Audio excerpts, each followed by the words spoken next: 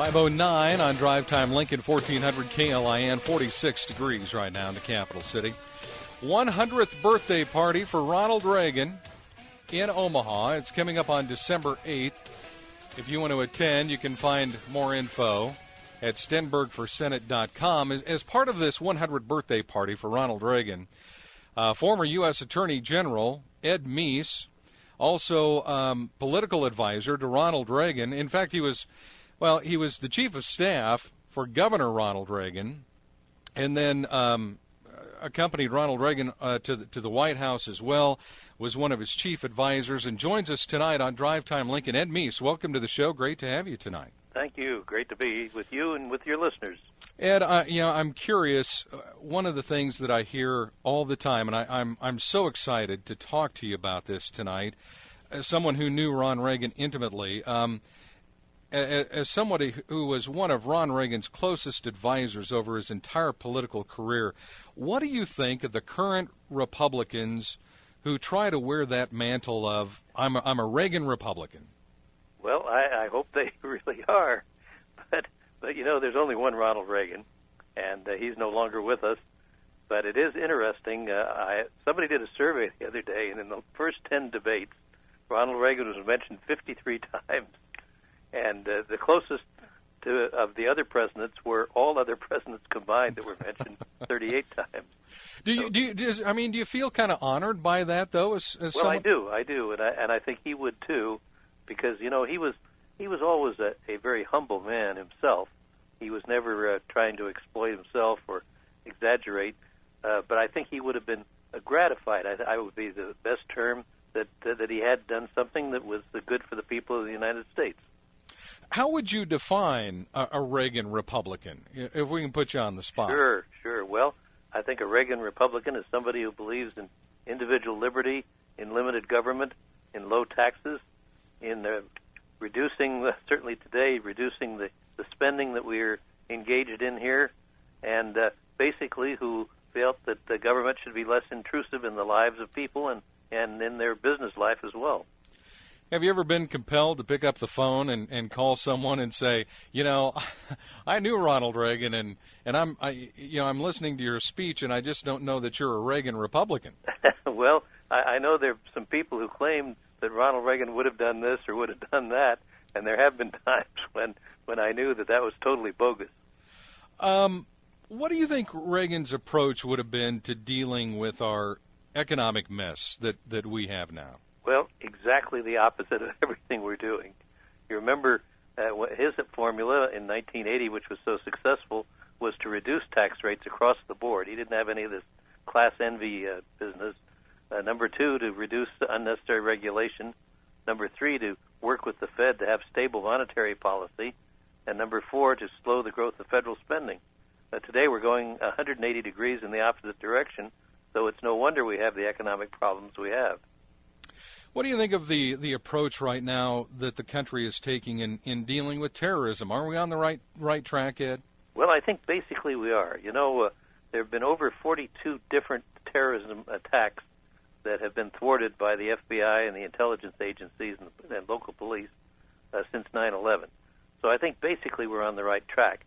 But I am disturbed about these people who falsely say that somehow the Patriot Act allows the government to be unduly intrusive. Actually, none of the investigative techniques that are contained in the Patriot Act are new.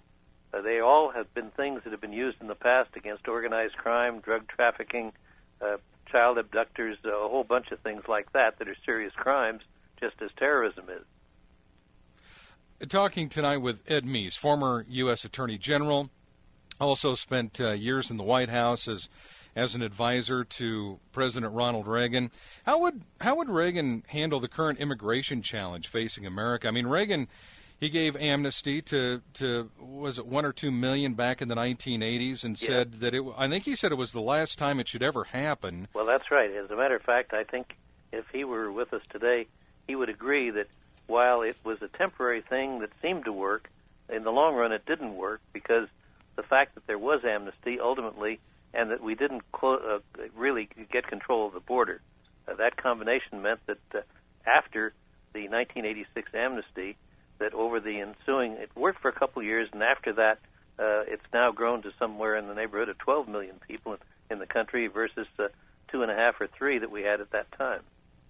Ed, have you had presidents since Reagan contact you, or United States senators wanting to visit with you about policy and issues? I mean, you were somebody who you kind of really crossed both lines. Well, I've been very gratified that have had the opportunity to talk about with members of Congress in both houses. Indeed, that's still happening today, and I'm privileged to be at the Heritage Foundation, where, of course, we're available to advise people of both parties. One party seems to visit us more than the other, but nevertheless, we're certainly available, and I've had my share of being able to talk with senators and congressmen, actually presidents and vice presidents as well. Talk a little bit about your days as United States Attorney General.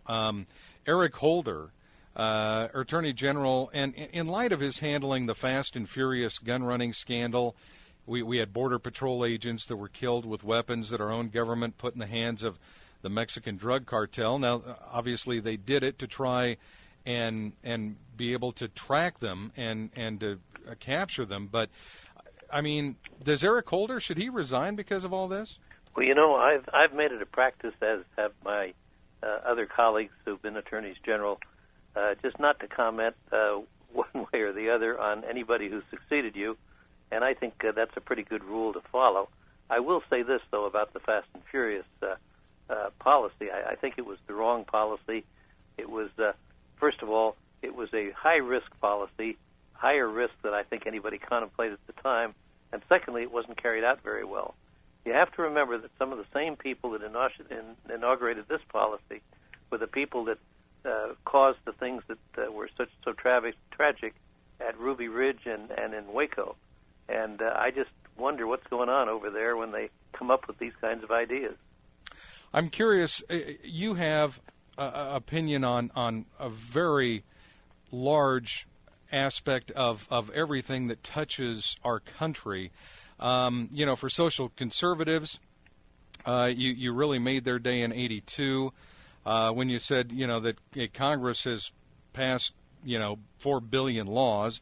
Seems to me, with all that effort, we could have, we haven't improved one iota on the 10 Commandments.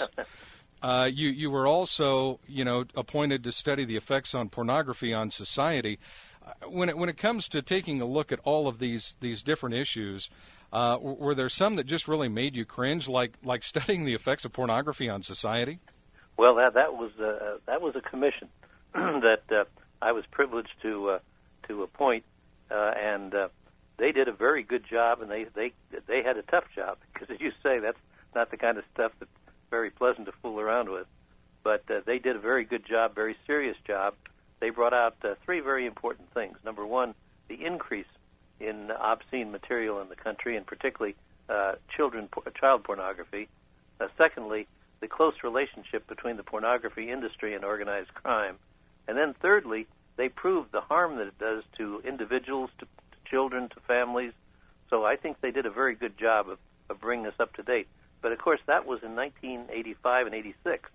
So today, I think we're almost ready for a new pornography commission, if you will, to look at the impact of the Internet, because it's a whole new world today from what it was back then. Ed, when you're in Omaha, coming up on December 8th, I'm told that you're going to provide stories and insight from the Ronald Reagan era. That's what you're going to speak about. When it comes to stories and insight from the Ronald Reagan era, what is your favorite Ron Reagan story? Well, I'll tell you, I hate to do this to you, but I'm saving that when I get out there. Okay, can I have the second favorite story then? Well, the second favorite story is one I may also use, but I can tell you now. Ronald Reagan used to kid a lot, but he used to talk about 2 twin boys, and one was a pessimist and one was an optimist. And the parents were trying to cure him. They took him to a psychiatrist. So the psychiatrist takes the kid who's an optimist and takes the kid who's a pessimist and puts him in this room full of toys, thinking maybe that'll cheer him up and maybe he won't be so sour on the world. Takes the optimist and puts him in a room full of manure. And so about an hour later, they go back with the parents, and they look inside, and the kid with the toys is just crying. He says, "Oh, I know this is going to end. They're going to take him away. It's just going to be terrible." They said, "Well, we want that one." So they go to the kid with the manure, and they wonder if that'll make him a little less exuberant as an optimist. And he's going through, throwing the manure up in the air, just having the time of his life. And they said, Joey, what are you doing?" He says, "Well, with all this manure, there's got to be a pony here someplace." Yeah, that's a good one. Well, every time things turn bad, somebody would pipe up and say, "There must be a pony in here someplace." Ed Meese, we look forward to having you in Nebraska, and I thank you for your time tonight on Drive Time Lincoln. Good to have you. Well, thank you. I'm glad to be with you, and I'm looking forward to being in your city. All right. Ed Meese is coming to Nebraska. It's the 100th birthday party for Ronald Reagan. It is also a fundraiser for Don Stenberg and his Senate race. It's December 8th. If you need more information on that, stenbergforsenate.com. on the World Wide Web. 520, Drive Time Lincoln, 1400 KLIN.